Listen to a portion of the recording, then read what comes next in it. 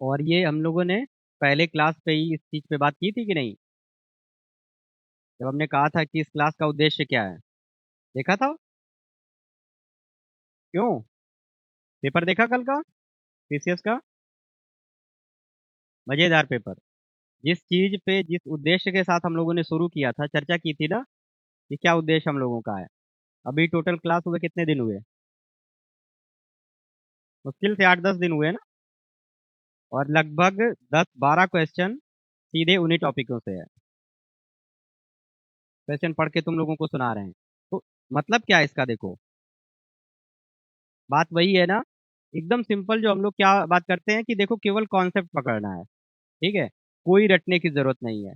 Preamble पढ़ाया था तब थे ना, वहां से क्वेश्चन सीधे। प्रियम्बल में ही समाजवाद पढ़ाया था, तब हमने शॉर्ट में यहाँ पे बताया था लिख के कि समाजवाद के कारण क्या है, समाजवादी अर्थव्यवस्था से संबंधित था। बताया भी था हमने नाम लेके, मिश्रित अर्थव्यवस्था क्या होती है ना, पूंजीवादी अर्थव्यवस्था क्या होती है, बताया था ना ये चीजें। सीधे क्वेश्चन है। तो मतलब ये नहीं कि क्वेश्चन आए हैं यहाँ से, ट्रेंड हम तुम लोगों को बताना चाह रहे हैं कि जो ट्रेंड हम लोगों ने बताया था क्लास के उद्देश्य में भी सेम बताया था कि अगर आपकी ये आवश्यकताएं हैं, आप मेहनत कर सकते हो, ये सब बोला था ना हमने। तो आपके लिए एकदम ठीक प्लेटफॉर्म है ये। क्वेश्चन देखो ये एकदम। और जबकि टॉपिक भी नहीं हम लोगों ने पढ़ा था, केवल चर्चा की थी कि भारतीय राष्ट्रपति के बारे में, कि किस तरीके से पढ़ना है, तुम्हें क्या अलग रखना है दूसरे लोगों से। सीधे क्वेश्चन है कि राष्ट्रपति संसद के किसी भी सदन का सदस्य नहीं होगा। सही है कि गलत है? संसद राष्ट्रपति और दोनों सदनों से मिलकर बनेगी। चर्चा की थी ना हम लोगों ने कि संसद बनती कैसे है, लोकसभा राज्यसभा प्लस राष्ट्रपति। वही क्वेश्चन। दूसरा क्या था? संसद हमने बोला था कि ये शब्द याद रखना। स्टेटमेंट हमने बोला था कि हर जगह आयोग ट्रैप क्या करेगा कि राष्ट्रपति संसद का सदस्य है या संसद का भाग है, मेंबर ऑफ पार्लियामेंट और अ पार्ट ऑफ पार्लियामेंट। बोला था कि इस पर फोकस रखना। सेम क्वेश्चन वही आया हुआ है ना। ऑप्शन ए में दिया हुआ है, राष्ट्रपति संसद के किसी भी सदन का सदस्य नहीं हो सकते हैं। ठीक है ना, सदस्य नहीं हो सकते, पार्ट हो सकते हैं, भाग है उसका। सिर्फ वही चीजें थी कि ट्रेंड जो भी है। दूसरा क्वेश्चन है कि भारतीय संविधान में कोई संशोधन लाने का उपक्रम किसके द्वारा किया जा सकता है? लोकसभा राज्यसभा दोनों के द्वारा। ठीक है। तो कहने का क्या मतलब है, सारी चीजें दिख रही है ना।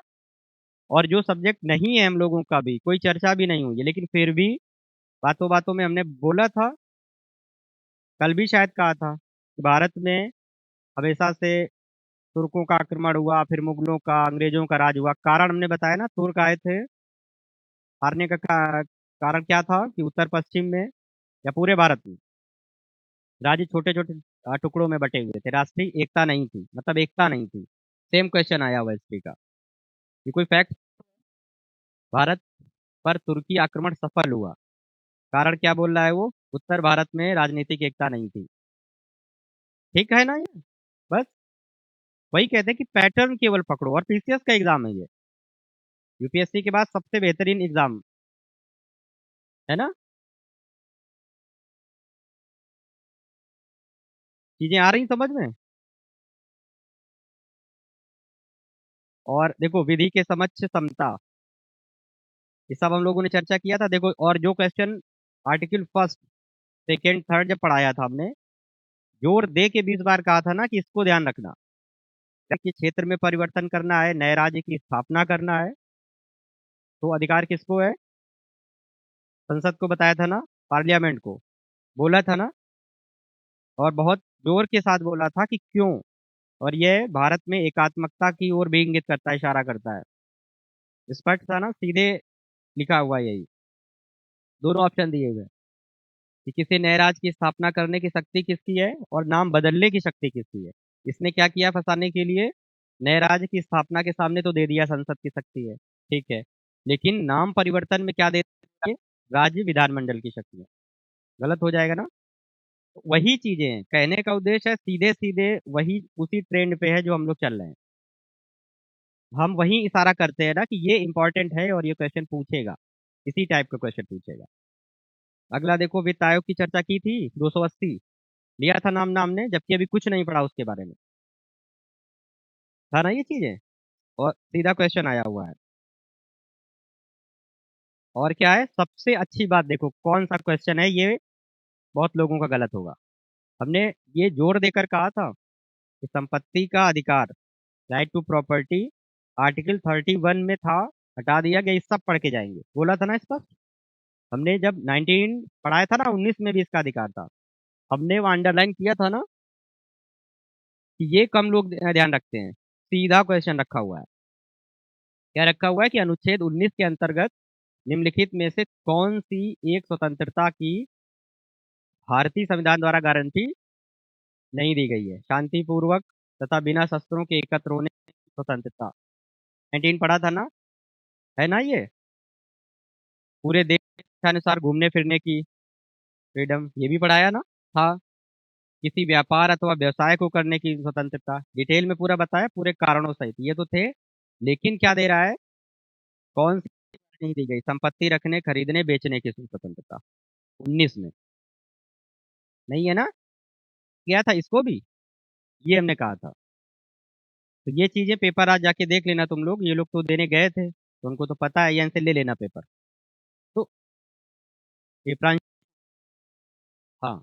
तो देखो कहने का क्या मतलब है, सिर्फ यही है ना कि तुम्हें कोई, अब इनमें से अब तुम लोग बताओ, टेस्ट सीरीज के लिए कहते हो या तुम्हें लग रहा है कि कोई एक्स्ट्रा ऑर्डिनरी टाइप क्वेश्चन पूछा जा रहा है टीसीएस का, जबकि एग्जाम है ये।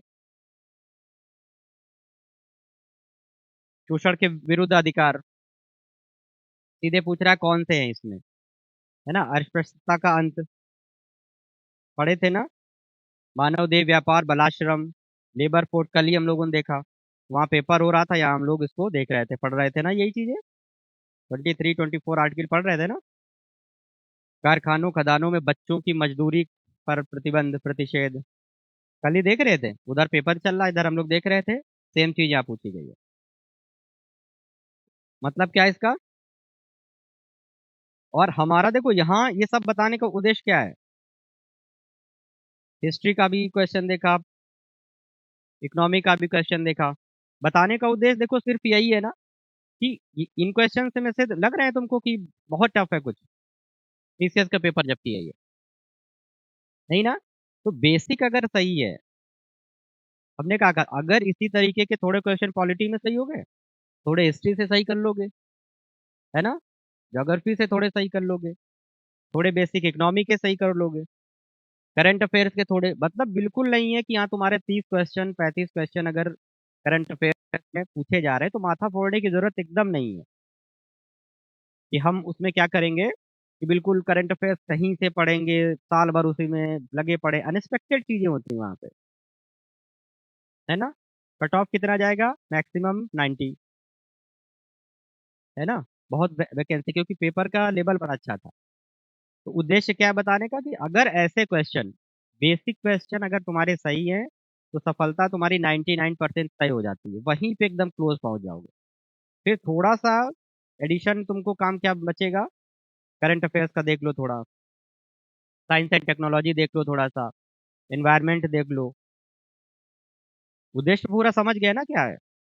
ये चीजें एकदम प्रमाणिक रूप में है, बिल्कुल सामने सारे क्वेश्चन तुम देख लेना। सबसे अच्छे एक क्वेश्चन और अभी हमने जब, जबकि वो टॉपिक भी नहीं था, शंकरी प्रसाद और गोलकनाथ और केशवानंद भारती, एकदम हमने लिख के बताया था, डायरेक्शन करके बताया था एरो बना के कि तुम्हें कुछ नहीं पढ़ना, सिर्फ एक क्रम याद कर लेना। सीधा क्वेश्चन आया हुआ है, देखना जाके आज इसको, है ना?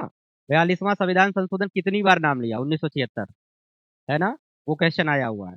86वां संविधान संशोधन 86 कॉन्स्टिट्यूशन, कल ही बताया था, 2012 शिक्षा से संबंधित है, जोड़ा गया था ना इसमें, सीधा क्वेश्चन आया हुआ है। ठीक है,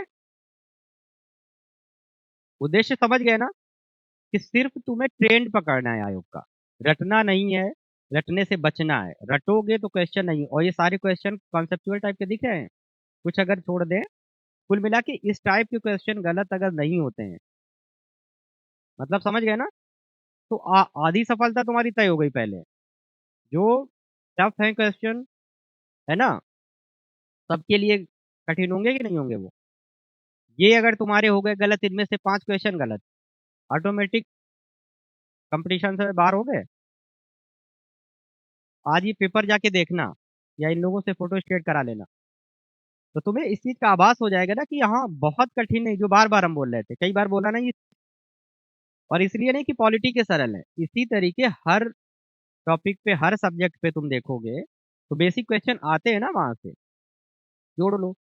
12-14 क्वेश्चन एकदम सिंपल है, एकदम सामने है ये, है ना। तो तुम्हारी बाद में फिर जो थोड़ा सा एक्स्ट्रा करनी पड़ेगी मेहनत कुछ टॉपिक पे, बस हो गया। ठीक है ना। तो ये तुम्हारे लिए पॉजिटिव एक काम है। एकदम स्टार्टिंग फेज में हो, अभी पहली बार तैयारी कर रहे हो, डर लगता था अभी तक, अब ये सामने चीजें आज देखोगे जाके, आधा डर अपने आप दूर हो जाएगा। ठीक है।